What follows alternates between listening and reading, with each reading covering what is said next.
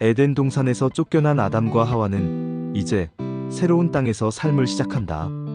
죄로 인해 하나님과의 관계가 깨어졌지만 하나님은 그들을 완전히 버리지 않으셨다.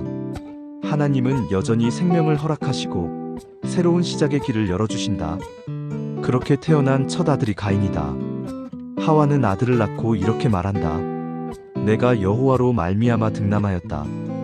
이 말 속에는 여전히 하나님을 기억하고 신뢰하려는 마음이 담겨 있다. 아담과 하와는 모든 것을 잃었지만 자녀를 얻으며 하나님께서 여전히 함께 하신다는 희망을 가졌을 것이다. 이어서 둘째 아들 아벨이 태어난다. 아벨이라는 이름은 허무함, 덧없음을 뜻한다. 이 이름은 아담과 하와가 죄로 인해 겪게 된 삶의 무게, 인생의 덧없음을 반영하는 듯하다. 죄로 인해 인생이 얼마나 쉽게 깨질 수 있는지를 그들은 이미 체험하고 있었을 것이다. 두 아들은 성장하면서 각자의 길을 선택한다. 가인은 농부가 되었고 아벨은 목자가 되었다. 여기서부터 두 형제의 삶은 조금씩 다른 방향으로 흐르기 시작한다. 한 사람은 땅을 일구고 수확하는 삶을, 다른 한 사람은 양을 돌보며 살아간다. 어느 날 두 형제는 하나님께 제사를 드린다. 가인은 밭에서 거둔 곡식을 하나님께 드리고 아벨은 자기가 기르는 양의 첫 새끼와 그 기름을 하나님께 드린다. 성경은 간단히 이렇게 기록한다.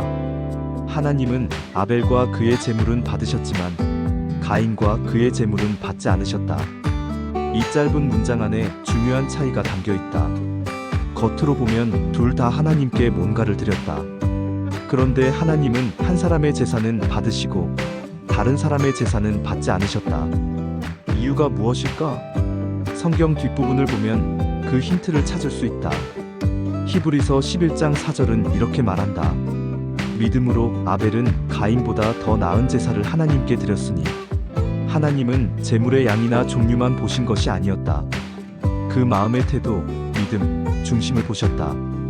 아벨은 자신의 가장 좋은 것을 하나님께 드렸다. 첫 새끼, 가장 처음 난 것, 가장 소중한 것을 하나님께 드렸다. 그는 하나님을 경외하고 모든 것이 하나님께로부터 왔음을 고백하는 마음으로 제사를 드렸다.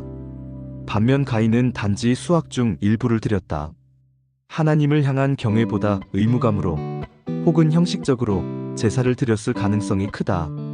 하나님은 사람의 중심을 보신다. 하나님께 예배드릴 때 드러나는 우리의 태도 역시 이 두 사람처럼 나뉜다. 겉으로는 비슷해 보여도 그 안의 마음이 다르면 하나님은 그것을 아신다. 가인은 몹시 분노했다. 얼굴빛이 변했다. 속에서 끓어오르는 질투와 분노가 그를 지배하기 시작했다. 하나님께서 가인에게 다가오셔서 부드럽게 말씀하신다. 네가 분하여 함은 어찌 됨이며 안색이 변함은 어찌 됨이냐?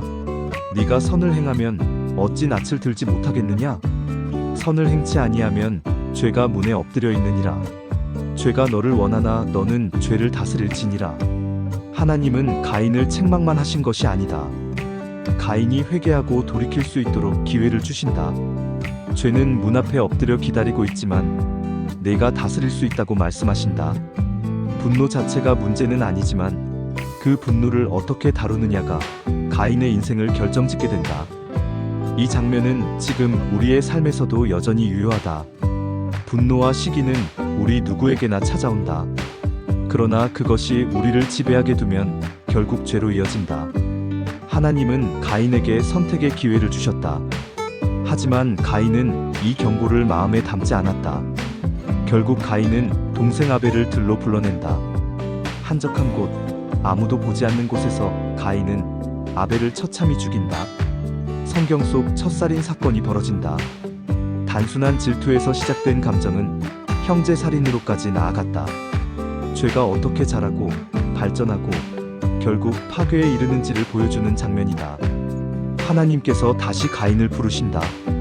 내 아우 아벨이 어디 있느냐? 가인은 대답한다. 내가 알지 못하나이다. 내가 내 아우를 지키는 자이니까. 이 대답 속에는 죄의 무서움이 담겨 있다. 자신의 잘못을 감추려 하고 책임을 회피하며 오히려 당당한 척하는 마음이 스며 있다. 죄는 이렇게 사람의 양심을 무디게 만든다. 하나님은 말씀하신다. 네가 무엇을 하였느냐? 내 아우의 핏소리가 땅에서부터 내게 호소하느니라. 아벨의 피는 가려질 수 없는 증거가 되어 하나님께 울부짖고 있었다. 죄는 결코 은폐되지 않는다. 하나님 앞에서는 모든 것이 드러난다. 이제 가인에게 심판이 주어진다.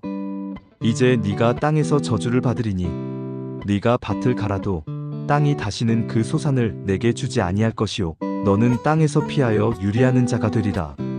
땅을 일구며 살아온 가인에게 이 저주는 생존 자체의 기반을 무너뜨리는 무거운 벌이었다. 가인은 절망하며 외친다.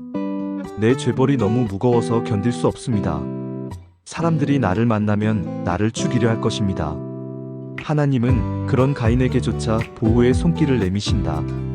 가인에게 표를 주어 누구도 그를 해치지 못하게 하신다.